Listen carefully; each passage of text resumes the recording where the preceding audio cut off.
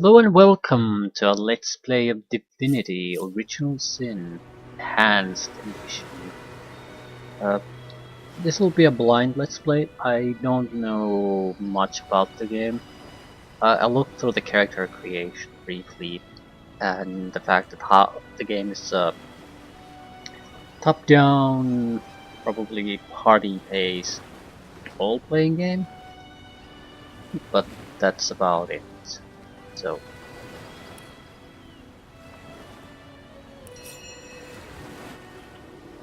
single player.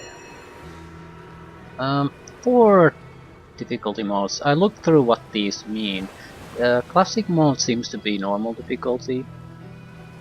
Tactician might be also interesting enough because upon schedule special abilities they don't normally have. But since this is my first time, I'm inclined to go with the classic mode because I don't know what I'm getting into here.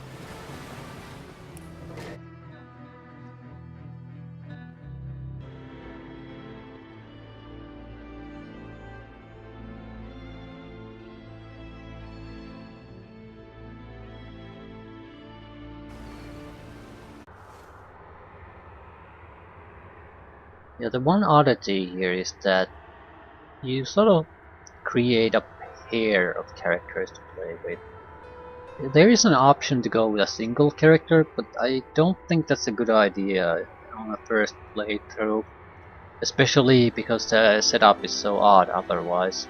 Um, Roderick and Scarlet. It's a male-female pairing pretty much always. The classes seem to be changing every time you go into this, and it's some kind of a what appears to be a melee guy and a caster pair every time though, so it's not totally random. Roderick and Scarlet. Don't really care. I have no idea how this works, so forgive me if this character creation takes some time. I'll go with what the game more or less suggests. I mean, a caster fighter pair. See how that works. Definitely want to have at least one caster.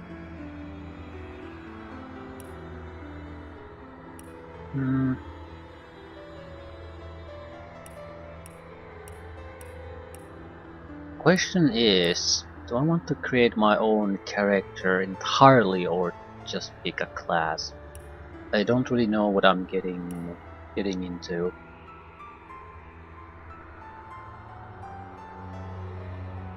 Pyrokinetic, Man-at-Arms, Oath of Desecration, Witchcraft, Man-at-Arms, Pyrokinetic. Okay, damage boost upon allies. Enormous, looks like unarmed combat and fire magic. Yeah, versus rush forward, some kind of attack like that. Boost allies. Heal yourself or a nearby target for 28 points. Sounds good enough to me. The thing is, things get quite complicated when you go into customization. I mean, there's a lot of information about what everything does, so it seems like a good system in that sense, so you're given information. But have I got anything that needs a... What can I cook up today? right. Have I got anything that... Careful now. What can I cook up today? I suppose you could do a female pairing too.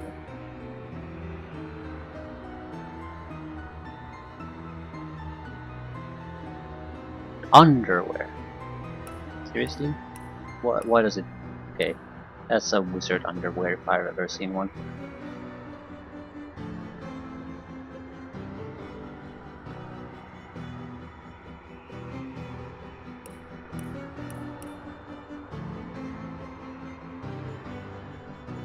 There doesn't appear to be that many abilities. 5 abilities, 3 attributes. A couple of talents, whatever they mean.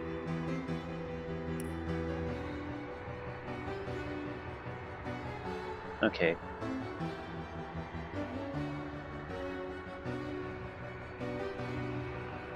Right, pick a weapon skill.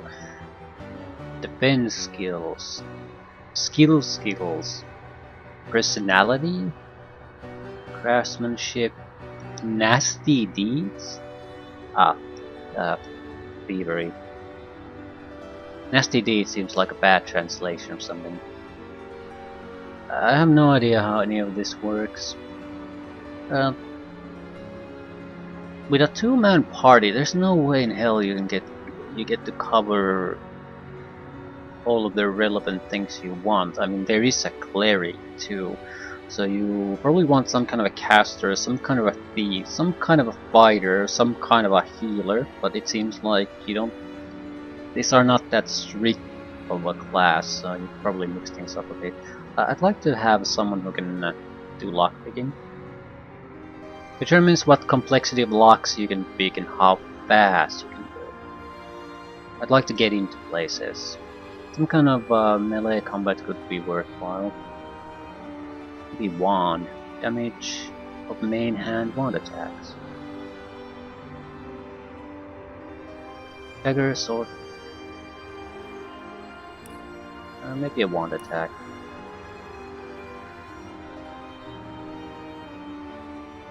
Defense. Armor specialist. I have no idea what armor specialist means.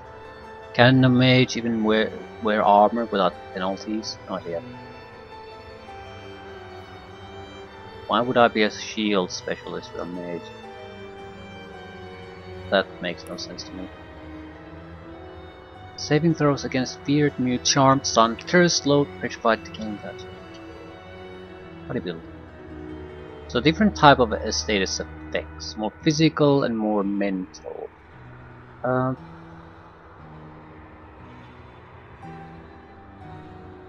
have no idea.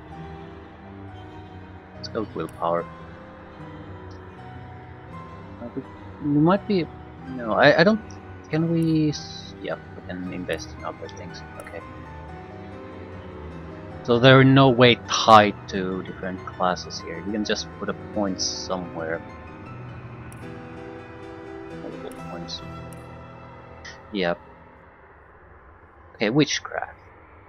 Determines how many witchcraft spells you can learn and how many action points it costs to use higher level witchcraft spells. We'll stick with the witchcraft and pyrokinetic. Or do we? There seems to be elemental type of spells at least. Fire is not a bad thing. We'll go with the fire witchcraft combination. What is a scoundrel skill? Determines how many scoundrel skills you can learn and how many action points it costs. Use higher level scoundrel skills. Yeah, this is I don't get it. This is a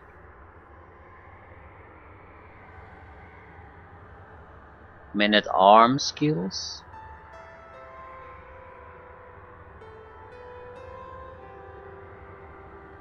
Be some personality instead.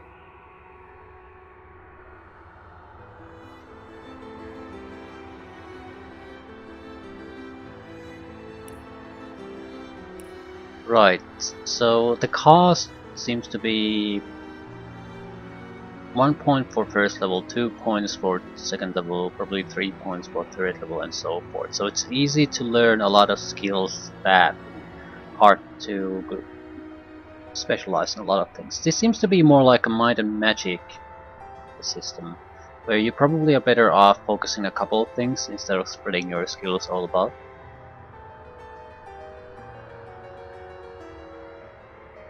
Barter, charisma, leadership. Charm, intimidate, reasoning. Boost to party members and friends that can see you. Boost initiative and damage.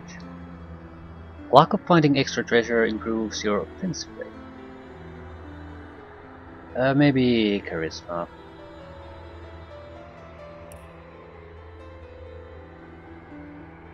Blacksmith, crafting, lore master, telekinesis. Identify items, examine enemies. Yeah, there seems to be a lot of interesting stuff here, but the sort of core rule about these things is just learn to fight first.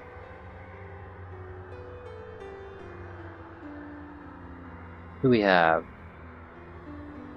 Strength. Offense rating with strength-based weapons.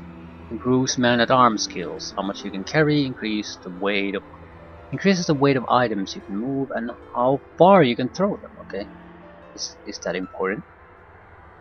Elemental and witchcraft spells. Offensive rating with intelligence-based weapons. So I don't see we are using that much strength. How many action points you gain per turn? Movement in battle. Tech traps, shooting over long distances.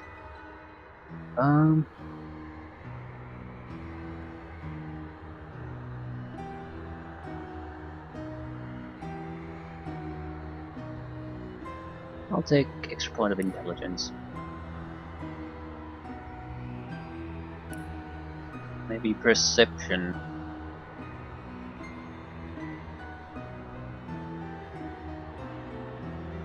Speed. Okay, this seems to be grayed out to me. Maybe I don't have the ability to take it anymore. Burning touch is something we have. How do you...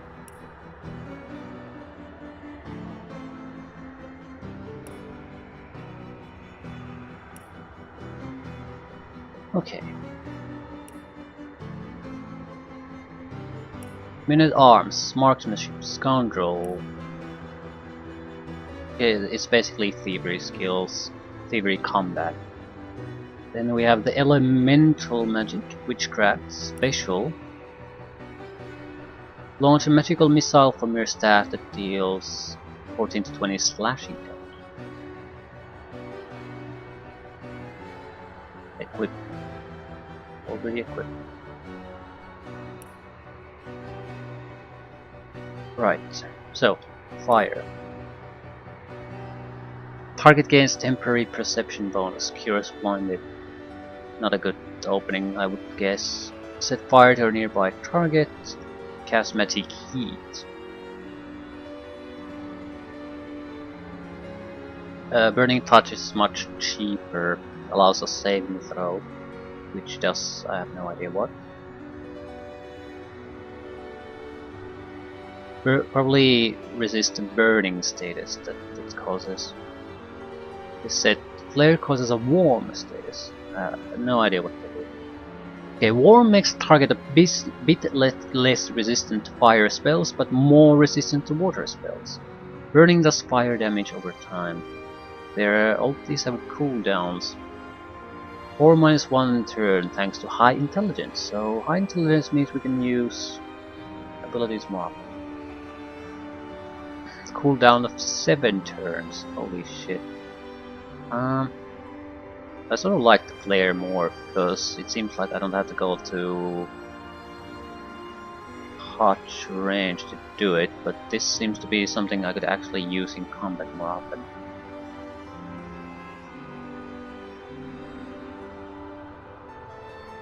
Okay, let's go to Burning Touch. What else? Witchcraft something. Weakens and curses enemies. Cursed targets have a chance to hit -30. Weak lowers target's damage by 50%. That seems like a powerful thing. Damage boost to an ally. 40% boost. That's massive.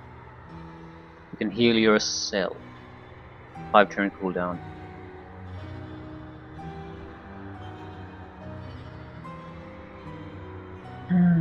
So damage boost or weaken enemies.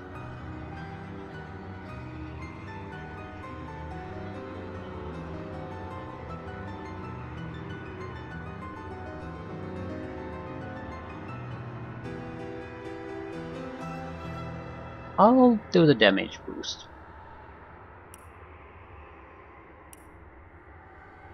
Then what? Maybe just melee combat type of thing.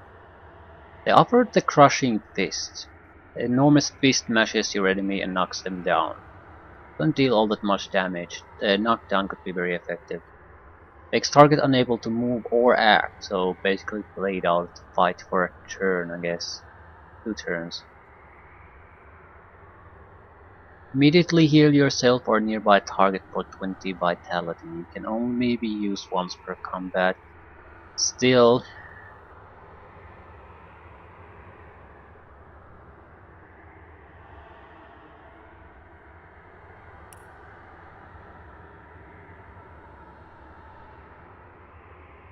we have a boost, we have a damage. I'm sort of inclined to maybe take the heal.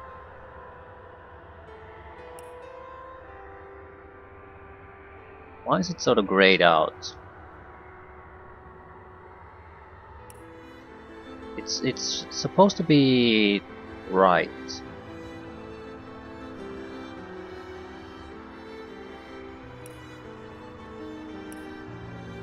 But these type of abilities, the arm and skill, seem to be grayed out, and I don't know why.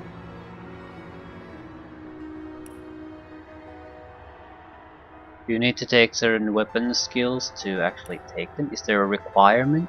Where does it say so? Requires a melee weapon, right. Does it require anything else? Not the crushing fist. Well, action point cost is +2 due to low man-at-arms. So probably because I don't have the strength anymore. I don't basically have the action points to really use these or something. I don't know. I don't think I should take those. Be first aid. Cures bleeding, crippled, and disease. Heals target 10%. That doesn't sound like a lot.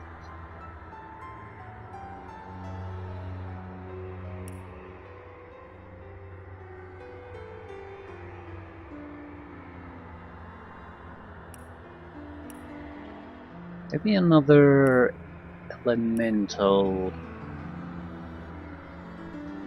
Although I don't really have the skills. Yeah, I certainly don't have the skills for these. So I think I literally have to spend the kill. Right, level 1 allows you to learn and use 3 novice, 0 adept, 0 master man-at-arms skills. So you literally cannot take anything but pyrokinetic or witchcraft at the moment, because I switch 1 point to personality. So pyrokinetic or witchcraft. I suppose I could heal myself with the vampiric touch. Maybe another,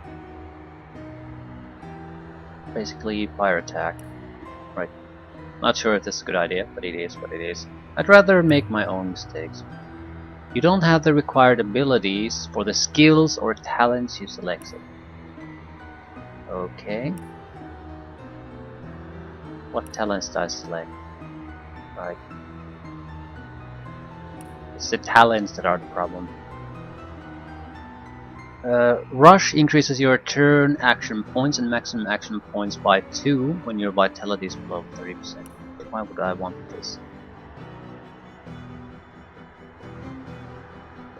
Zombie lets you heal from poison but causes damage from regular healing. Does it change my outfit? No.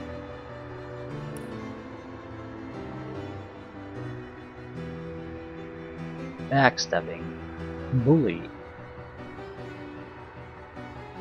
Non-magical attacks boost by 50% against opponents with slowed, crippled, or knocked.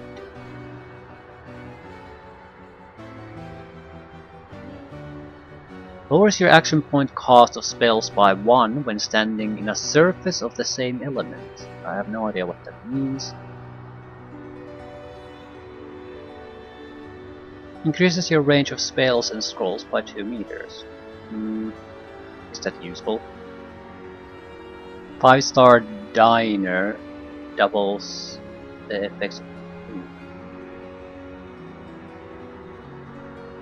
Increases everyone's attitude towards you by 20, but gives you 1 extra point of intelligence. Decreases, right. Leech heals you when standing in blood. +2 perception bonus for detecting traps and secrets. Could I get away with making a thief instead of a fighter? I do want a caster, but it seems like a thief could be very interesting, especially if the game has a lot of secrets and traps and plot. Yeah, a character with a lone wolf can no longer have a companion, but receives a 70% bonus to base vitality, plus 2 bonus to turn action points and maximum action points and extra ability points level up. So it is possible to forsake the other. Extra use of a wand skill requires 1. I will take it. I don't know if it's useful.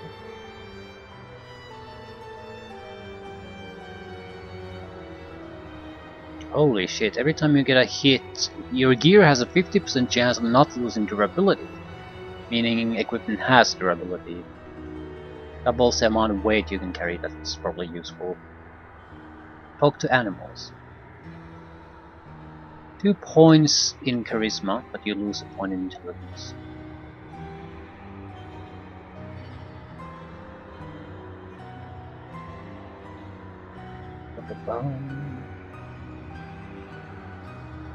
Yeah, maybe elemental affinity. So we're definitely going to be an elemental spellcaster then. This is the perfect character.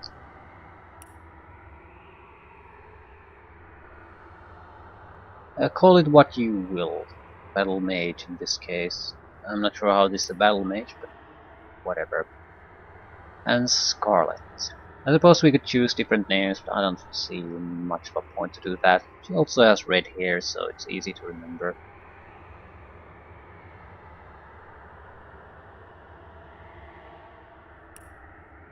Right.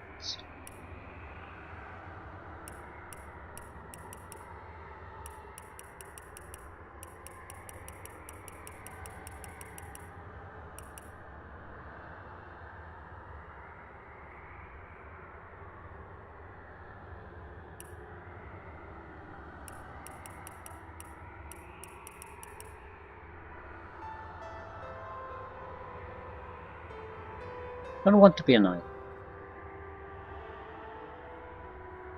Hair color spice ale.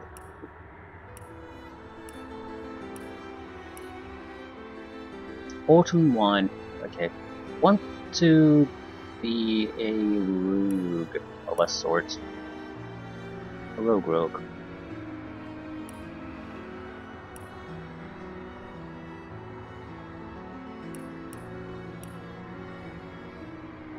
Dual wielding. Reduces damage, penalty, and total action points cost when wielding 2 weapons. So, okay, let's go with that. Definitely a physical fighter. Hopefully with some skill use.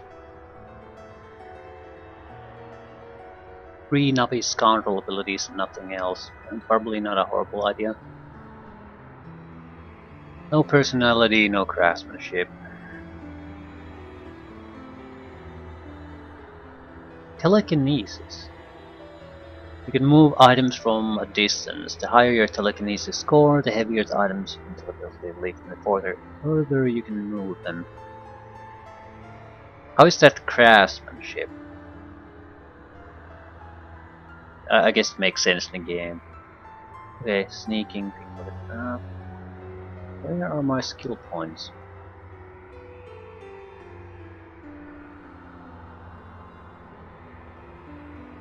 A higher sneaking ability improves your movement speed while sneaking and shrinks NPC side combos. Can I get lockpicking rather instead? Talents. A backstabber allows the character to backstab with daggers, knives, rondel, and rapiers. Okay, that's probably useful. Anything else? +2 perception bonus for detecting traps and secrets would be a good thing. Your grenade throws will never miss again.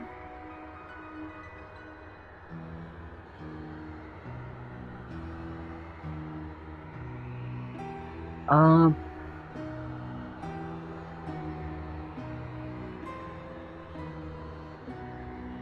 +2 perception bonus for detecting traps and secrets.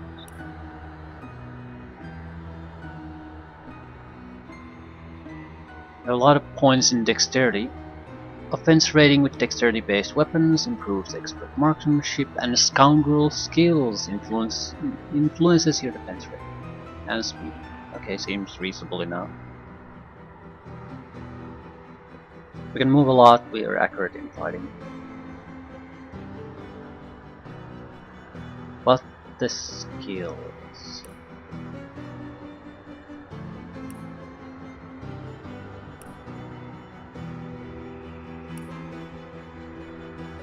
Become hastened for a short time, 2 turns.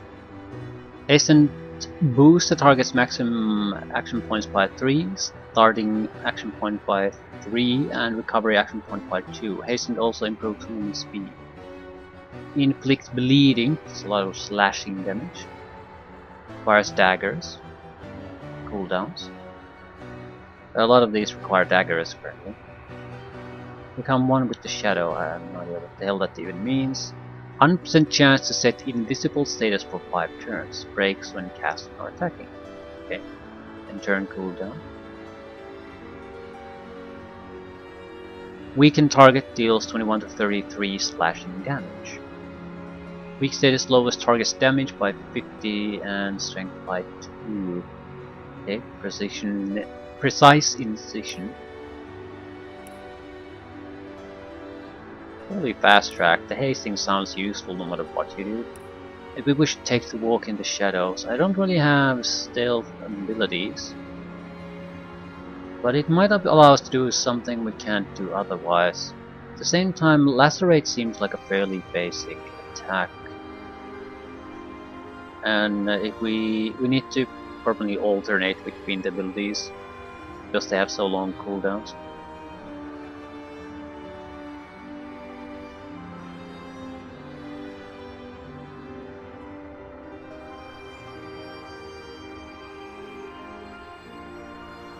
I still probably want to take the walk in the shadows. I have no idea what invisible status even means. And the thing is, I'll never learn unless I simply start taking them. At the same time, I am sort of relying on this guy to actually kill things, so maybe lacerate.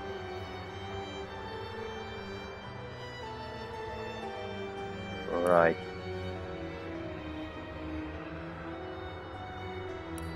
So, Battle Mage Rogue here. Hopefully it's somewhat doable. I don't really have any kind of a healing ability though. Surely that's not a too big of a problem, otherwise I feel the game might have made a bigger deal about picking something like that. Are you sure you are done with character creation for all your characters? No, but we'll proceed anyway. Roderick and Scarlet. In the days of old, the sorcerers of Riverlong cured the sick and healed the wounded through a great power called Source. But a terrible darkness invaded the land, and Source was forever tainted. The sorcerers who once healed now only destroy, and madness has overtaken them. A few brave Source hunters are all that stand between Riverlon and the dark power that threatens to destroy it. Wherever Source appears, hunters follow. Sounds like Dragon Age.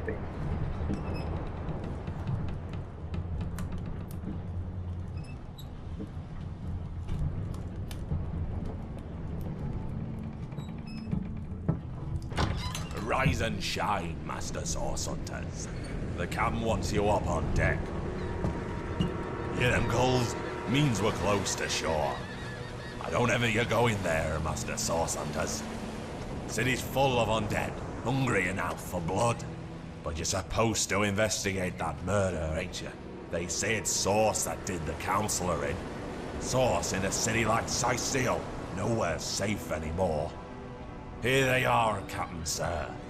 God's blessings on you, hunters. You'll be happy to hear we've reached Sicil.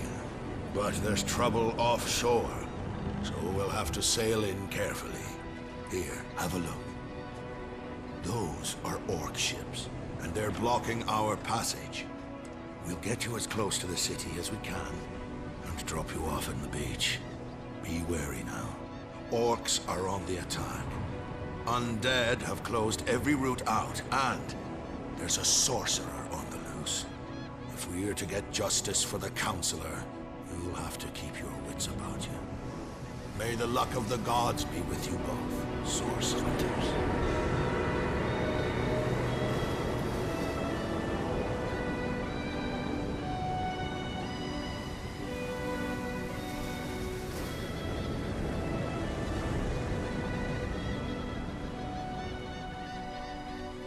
So, a lot of trouble. Undead orcs and a sorcerer, whatever that is.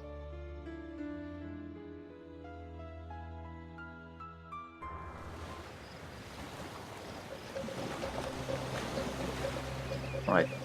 Reminds me quite a bit. Maybe Boulder Skate, Pillars of Eternity, that sort of thing.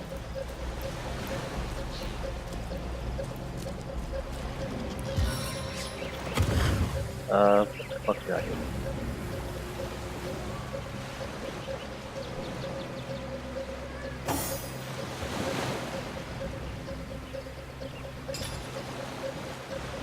$200 gold, orders. How do you look at this? Source Hunters. Your orders are to investigate the recent murder of Counselor Jake and inspect the city of Sicil for evidence of source magic. Your liaison in Sicil will be a wizard called Arvo, who is anxiously awaiting your arrival. Due to the nature of your mission, we've put at your disposal some of the most powerful spells and magics known to the Order, but treat them with caution and tread with care. Scrolls such as these are very rare. We'd advise you not to blow through your entire arsenal at once. Good luck and Godspeed. Godspeed. Signed, Captain Bacchus. Brief history. Minor healing potion. Plus 20%. I have no idea what this means. Resurrect Scroll, Master level. Fireball, Adept. Backpack. What the hell does this do? Just a backpack. Okay, Order of the Source Hunters, brief history. When Source was tainted so many centuries ago, sorcerers who had once wrought great good began to wield a force of evil. When one of their kind, Brachus Rex, came to power, he instigated a war that would have undone Rivellon, if not for the Council of Seven. These wise rulers ordered a new order of elite warriors, especially trained to fight the Source menace. Brachus was defeated, and the Order of the Source Hunters began its legacy. Our objective is to eradicate the Source menace from Rivellon, one sorcerer at a time. Sorcerer, not sorcerer. Totally different. Recognizing Source. Unlike other forms of magic, Source is particularly difficult to identify. Mages of many years' experience may learn to sense the presence of Source, as others smell the sick sweet scent of poison or hear the barely perceptible scrape of a sword loosened from its hilt.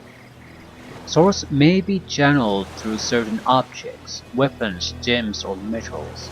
These are unpredictable as Source itself and may inflict terrible harm or magnificent feats of healing upon either wielder or target. Methodically, Jesus fuck. But why is that word so hard to make?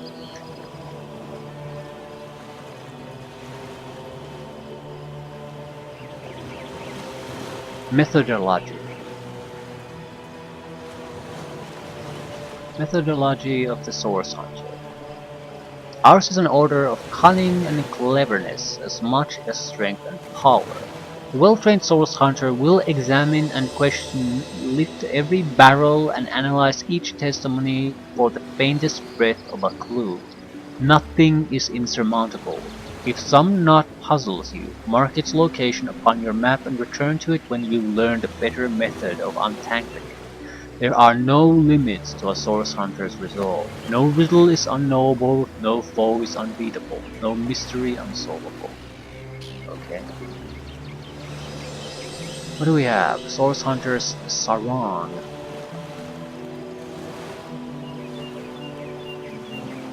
Durability 1. No, durability 20, level 1. Traveling Bracers. Training Sword. Yeah, that sounds pretty bad.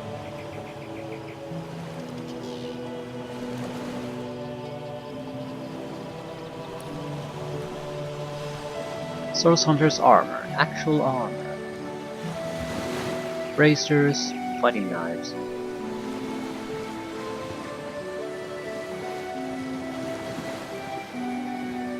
You wouldn't happen to have a wand of some sort? No. Sword and a shield. Which we have no skills in. Right. The Zandalore Strux. Your grandmother always did advise you to buy underpants to breathe after all. More durability, I guess. Now, were these the pants I chose for myself, actually?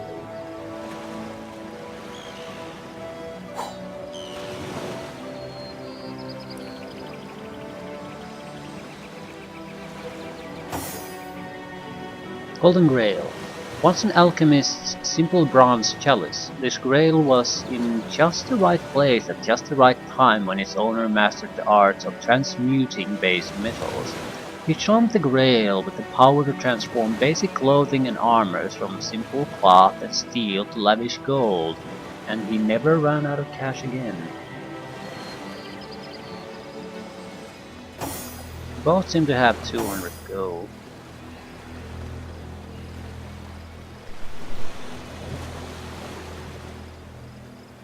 Smoke grenade, which I have no idea what it does. Maybe it just blocks vision. Both got the orders and the book. Okay, I don't think I'm gonna learn anything by staring at these. I'm basically just need to get into combat. I'm inclined to think though that action points were a bit more important. It seems like this is more of a turn-based thing. So in turn-based combat, action points tend to be incredibly important.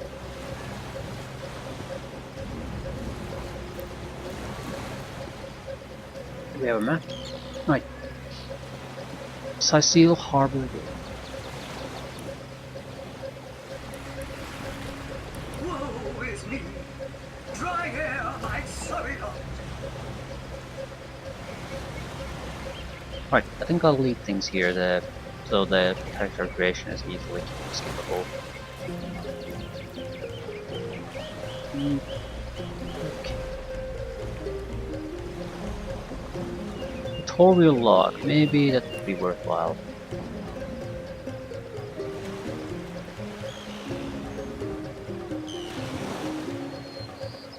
You can regroup the party by dragging your character's portraits together, connecting the chain that binds them. Oh, okay. So we can go our separate ways.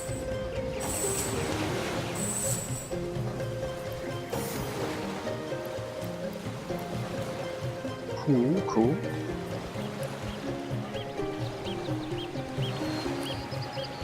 Secrets are a specific thing in the game, apparently.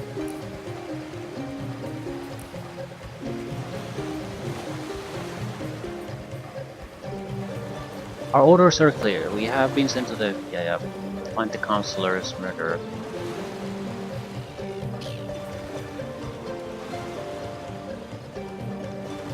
We landed on the beach east of our destination, so we should head westward toward the city site. So find our things here, so we'll get to proper adventuring.